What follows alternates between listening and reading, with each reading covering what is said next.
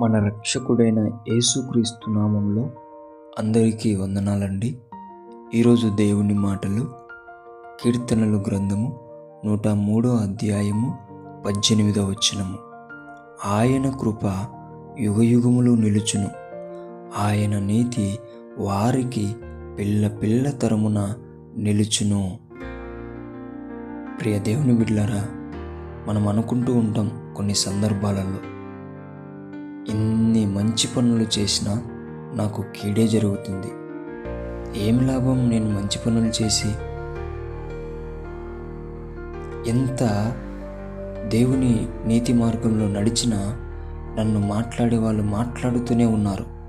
ఏమి లాభం ఆయన నీతి మార్గంలో నడిచి అని ఇలా బాధపడుతూ ఉంటాం. ఏమి లాభమో తెలుసా దేవుని బిడ్డలారా? యుగ యుగాల దేవుని కృప నీ కుటుంబం పొందుకుంటుంది. ఇంతకంటే లాభం కావాలా నీకు? తరతరాల నీ పిల్లలు ఆశీర్వాదకరంగా నిలిచిపోతారంట. ఇంతకంటే ఆశీర్వాదం కావాలనా? ఇంతకంటే లాభం కావాలా నీకు? దేవుని బిడ్డలారా, నీవు జీవిస్తున్న మంచి జీవితానికి దేవుడు ఖచ్చితంగా జీతం ఇస్తాడు. నీవు ఆయన నీతి మార్గంలో నడిచినందుకు ఖచ్చితంగా ఆయన జీతం ఇస్తాడు. యుగ యుగాల కృప, తరతరములు నీ పిల్లలు నిలిచిపోతారు. ఈ గొప్ప ఆశీర్వాదం నీవు నీ కుటుంబం పొందుకోవాలని మనస్ఫూర్తిగా కోరుకుంటూ ఈ మాటలను మీ జీవితాలలో నెరవేర్చుకోవాలని దేవుని పేట మనవి చేసుకుంటున్నాను. దేవుడి మాటలను దీవించునుగాక. ప్రార్థిద్దాం.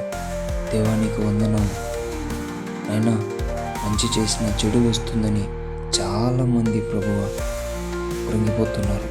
నీ నీతి మార్గంలో నడిచిన అవమానాలు నిందలు వస్తున్నాయని కృంగిపోతున్నారు. అటువంటి వారిని బలపరిచినందుకే నీకు వందనాలయ్యా.